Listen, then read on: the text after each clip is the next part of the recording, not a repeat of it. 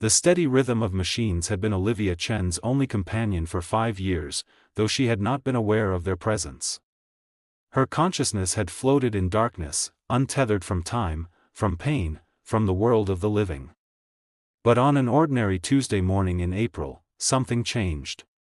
A spark ignited in the depths of her mind, pulling her slowly, painfully, toward the surface. The first sensation was sound. Beeping, steady and insistent, like a metronome counting moments she could not remember losing. Then came awareness of her body, heavy and foreign, as if she inhabited a stranger's form. Her eyelids felt weighted, her throat dry as desert sand. When she finally managed to force her eyes open, fluorescent lights blazed above her, harsh and unforgiving. A figure appeared in her blurred vision, leaning over her with an expression of wonder and disbelief. The man had warm hazel eyes and dark hair slightly disheveled, as if he had been running his hands through it repeatedly. "Olivia? Can you hear me?" His voice was gentle but urgent, professional yet somehow personal. "If you can understand me, try to blink twice."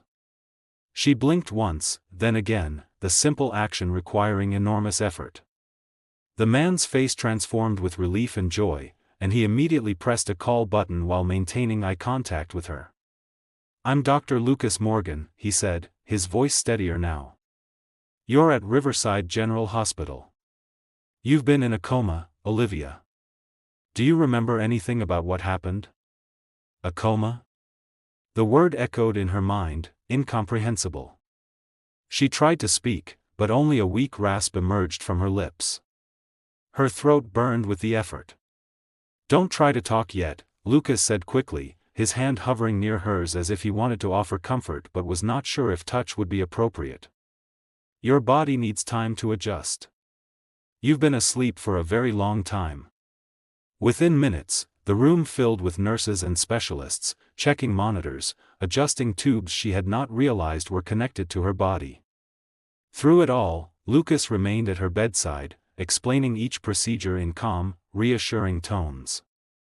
There was something in his manner that suggested this was not just another patient case to him, though Olivia could not understand why. Over the next several hours, as her body slowly remembered how to function, Olivia managed to form words.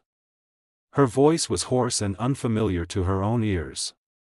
"How long?" she whispered, the question that had been building since consciousness returned. Lucas pulled a chair close to her bed and sat down, his expression turning serious. 5 years, Olivia. You've been in a coma for 5 years."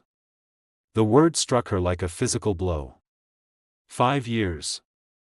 She had been 29 when she closed her eyes, which meant she was now 34. Half a decade of her life simply gone, erased, stolen by unconsciousness. Tears began streaming down her face before she could stop them. "My family," she managed to say through her tears. "Where is my family?" Something shifted in Lucas's expression, a tightening around his eyes that warned her bad news was coming. He reached out and gently took her hand, his touch warm and solid. "Your mother passed away 2 years ago," he said quietly, each word careful and measured. "I'm so sorry, Olivia. She visited you every single day until she couldn't anymore. Even when she was sick herself, she would sit beside you, talking to you, reading to you. She never gave up hope." Olivia felt the room tilt around her. Her mother, the woman who had taught her to sketch buildings on napkins during boring family dinners, who had supported her dream of becoming an architect when everyone else said it was too competitive, who had been her best friend and biggest champion, gone. She had died while Olivia slept, unaware, unable to say goodbye. "And Daniel?" Olivia asked, her voice breaking as she spoke her husband's name.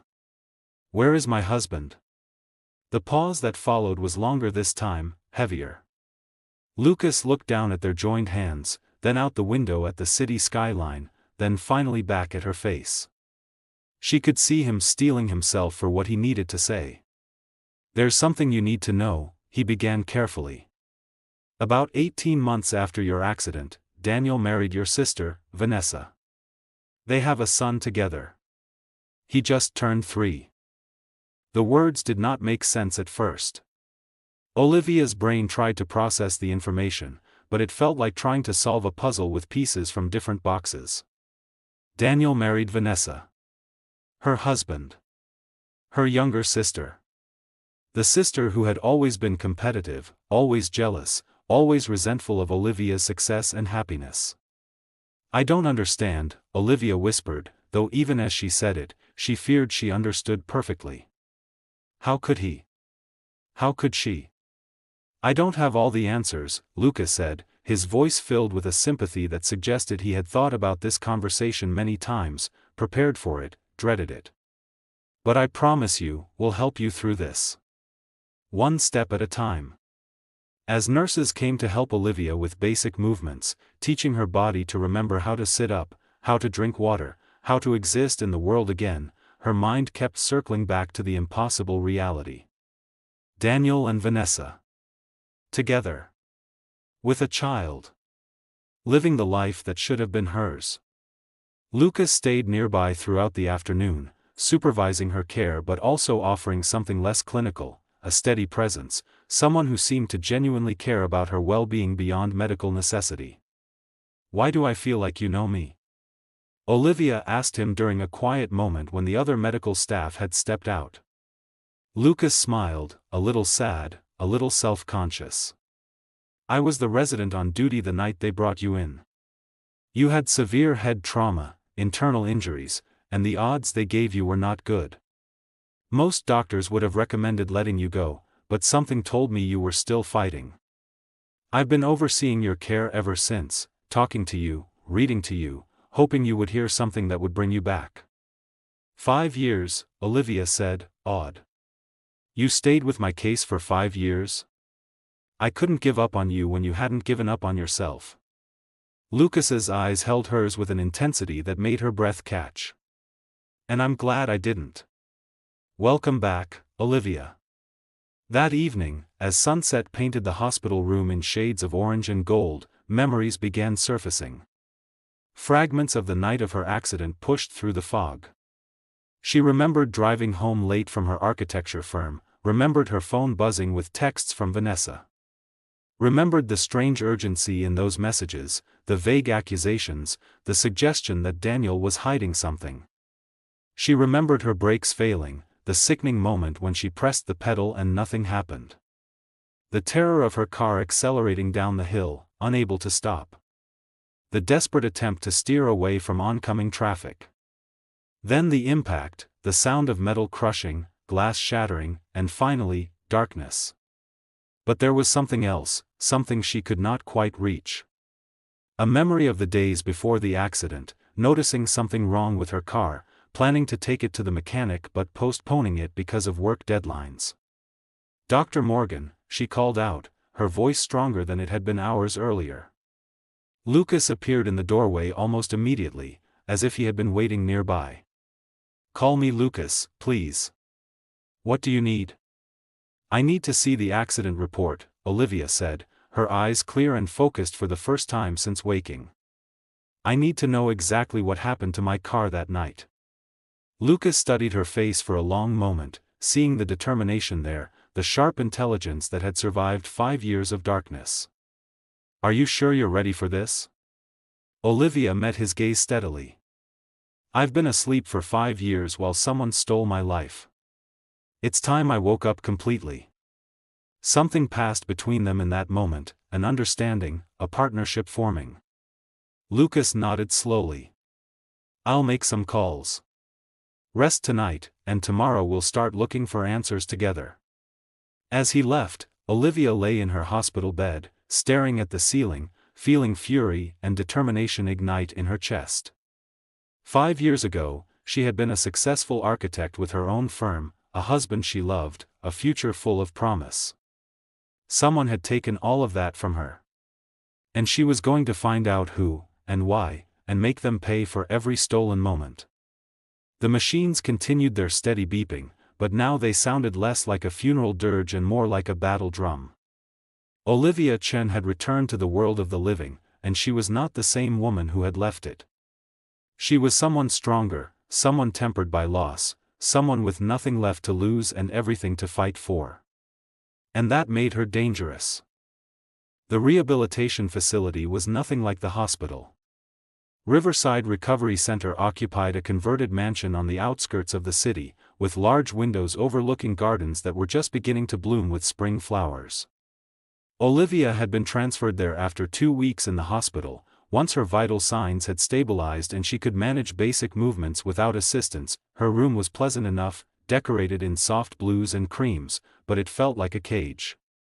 Physical therapy sessions were grueling. Her muscles had atrophied after 5 years of disuse, and every movement required concentration and effort.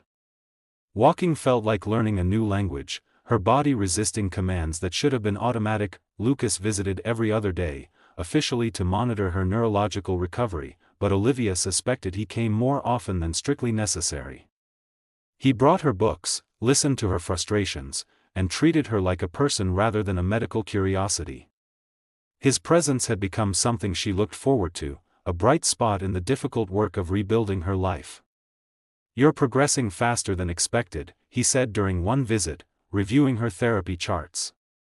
"Most patients take months longer to reach this level of mobility." "I'm motivated," Olivia replied, gripping the parallel bars as she practiced walking. Her legs trembled with effort, but she forced herself to take another step. "I have a lot of ground to make up."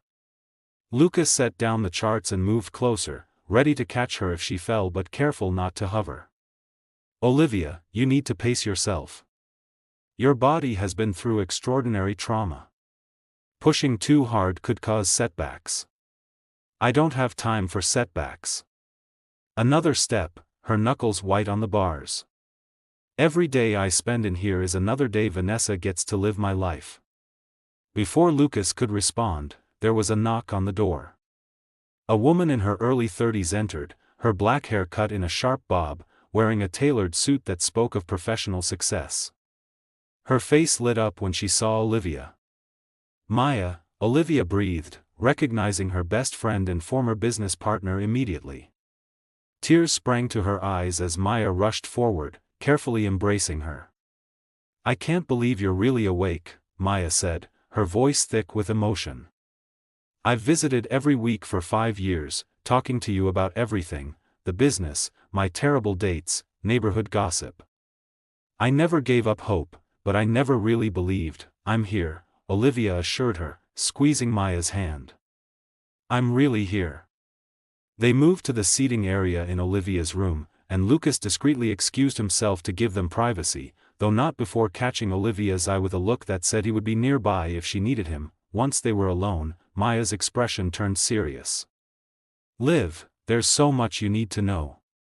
I wanted to wait until you were stronger, but every day that passes gives them more time to cover their tracks." "Them?" Olivia leaned forward, ignoring the protest from her still weak muscles. "What are you talking about?" Maya pulled out a folder from her briefcase, her hands shaking slightly. "I've been investigating since the accident. Something never felt right about it. You were the most careful driver I knew, and that stretch of road was one you'd driven hundreds of times." She opened the folder, revealing financial documents, printed emails, and photographs. "Before your accident, Vanessa had been embezzling from Chen and Associates. Small amounts at first, then larger sums. She was your office manager, had access to all the accounts. I discovered it about 6 months ago when I was going through old records looking for something else." Olivia stared at the papers, her heart pounding. "How much?" "Over $300,000 across 2 years. She was clever about it, spreading it across multiple accounts, disguising it as legitimate business expenses. But once I knew what to look for, the pattern was clear." "Does Daniel know about this?" Olivia asked, though she dreaded the answer. Maya's expression darkened. "Daniel signed papers while you were in the coma, Liv. Papers that transferred your shares in the company to Vanessa, citing family necessity and your incapacitation. He claimed he was helping to keep the business running, but what he actually did was give Vanessa control of everything you built." The betrayal cut deeper than Olivia had imagined possible. She had loved Daniel, trusted him completely. They had met in college, built their lives together, weathered every challenge as a team. Or so she had thought. There's more, Maya continued quietly. I hired a private investigator 3 months ago. He found the mechanic who worked on your car the week before the accident.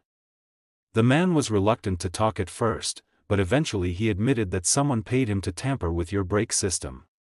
He couldn't identify who. The payment was made in cash, and he claimed the person wore a disguise, but the timing was too perfect to be coincidence.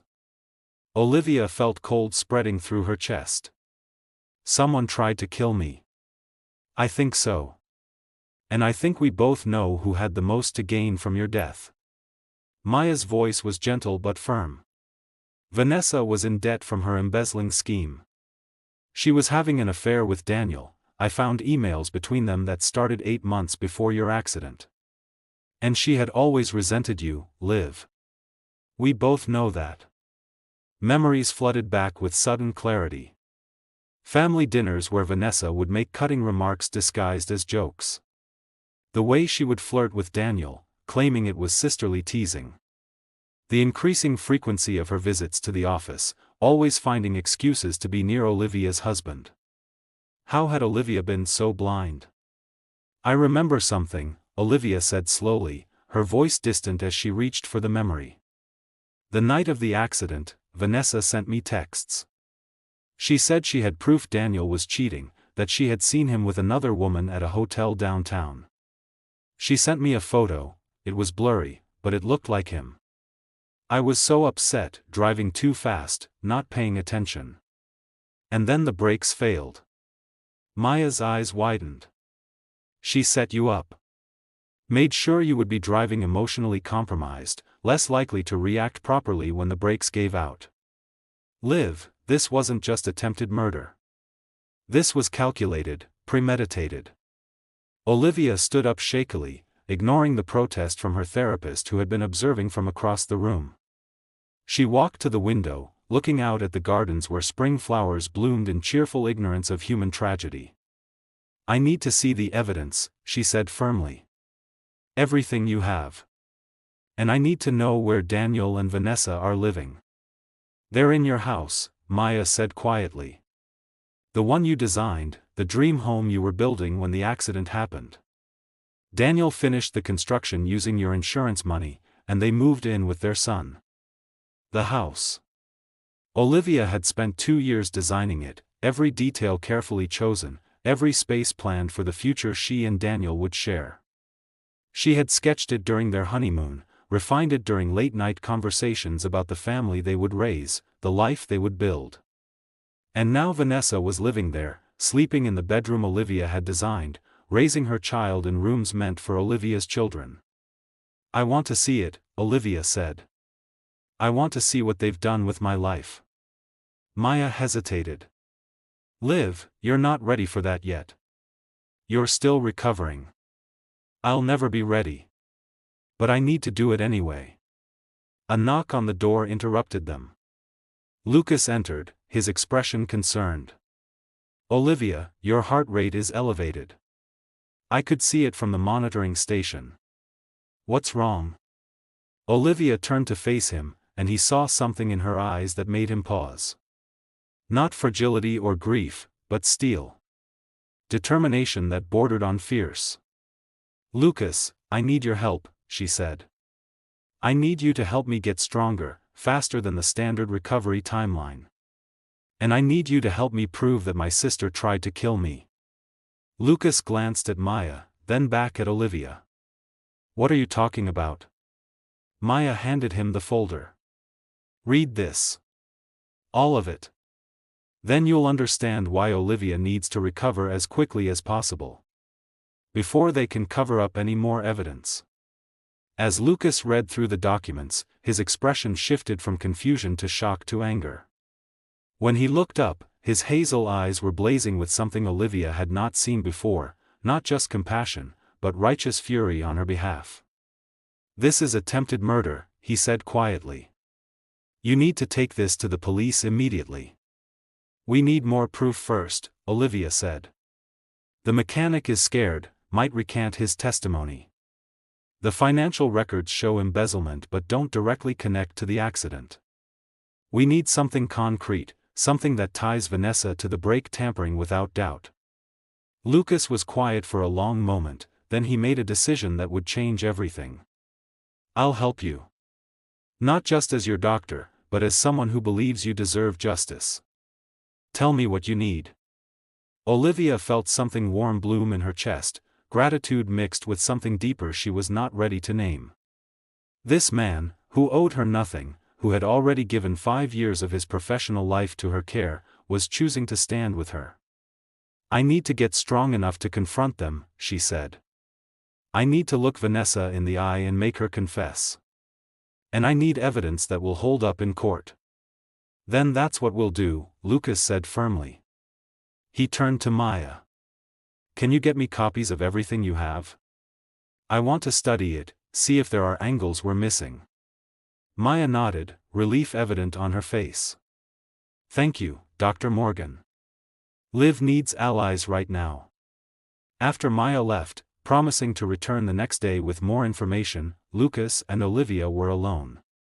He sat down across Fro. Her, his expression serious.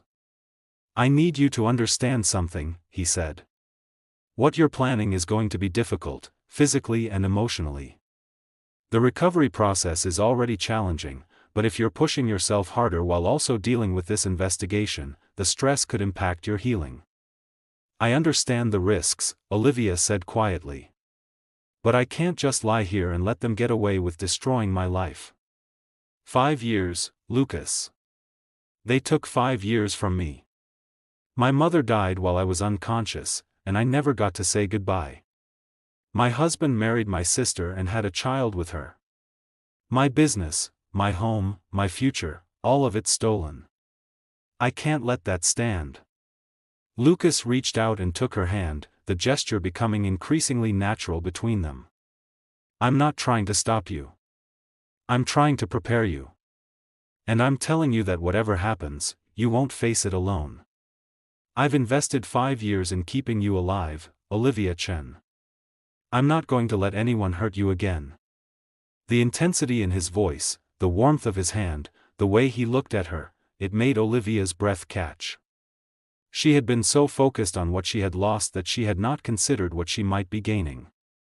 This man, this near stranger who somehow knew her better than people who had been in her life for decades, was offering her something precious, unwavering support. Thank you, she whispered. I don't know what I did to deserve your loyalty, but I'm grateful for it. 6 weeks after waking from her coma, Olivia had made remarkable progress. She could walk unassisted, climb stairs, even manage short periods of standing without fatigue. Her physical therapist called it miraculous. Lucas called it stubborn determination. Olivia called it necessary. The private investigator Maya had hired, a former police detective named Marcus Webb, sat across from Olivia in the rehabilitation center's conference room. He was a grizzled man in his 50s with sharp eyes that missed nothing.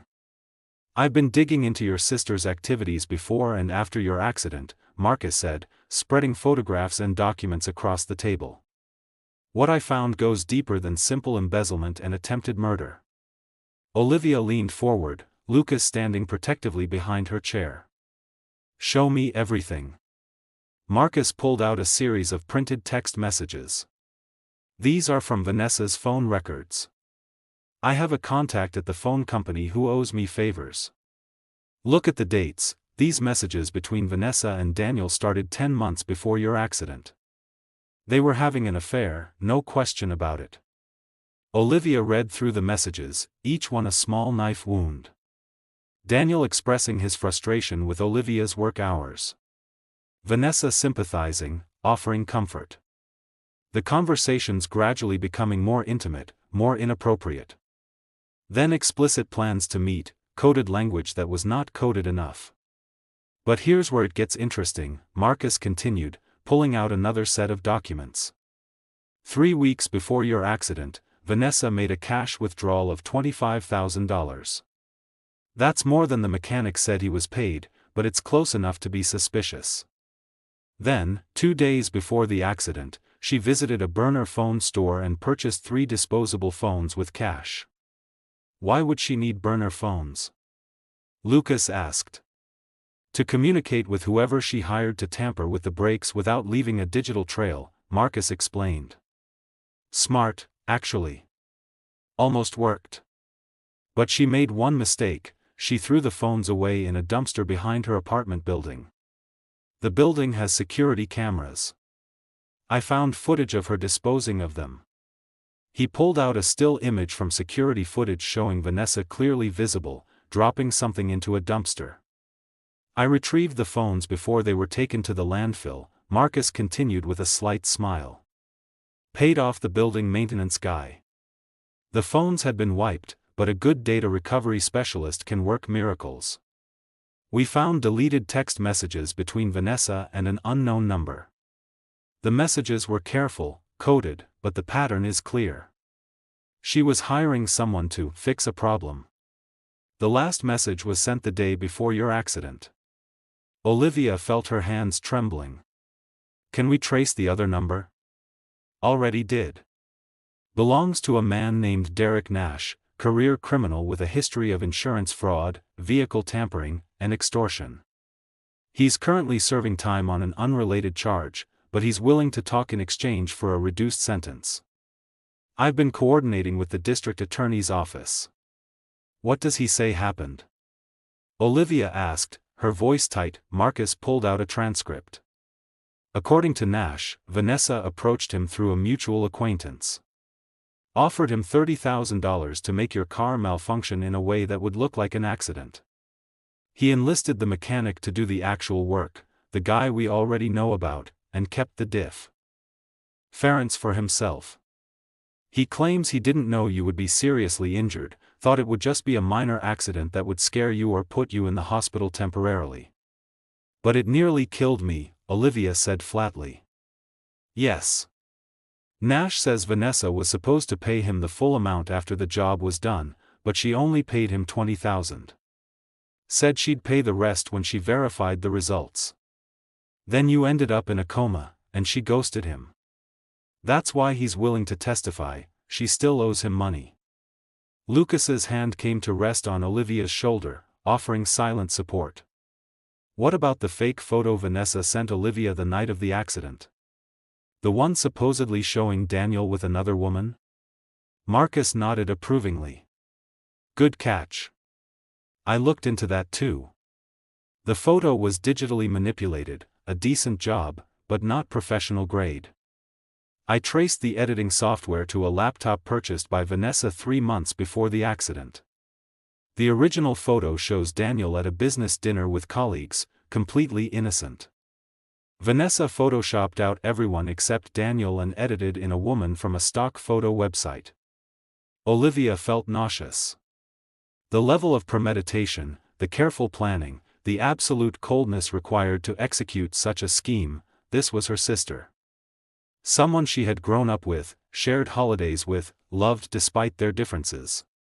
Why? Olivia whispered. I know she was jealous, but this level of hatred. I don't understand. Marcus's expression softened slightly. I did some digging into Vanessa's background too. Talked to old friends, former co-workers. The picture that emerges is of someone with a deep inferiority complex, compounded by financial problems and what appears to be a personality disorder. Multiple people described her as obsessive, unable to handle perceived rejection or failure. He pulled out psychological evaluations from Vanessa's college records. She was required to see a counselor after an incident where she plagiarized another student's work and then claimed the student had stolen from her. The counselor's notes indicate narcissistic tendencies and an inability to take responsibility for her actions.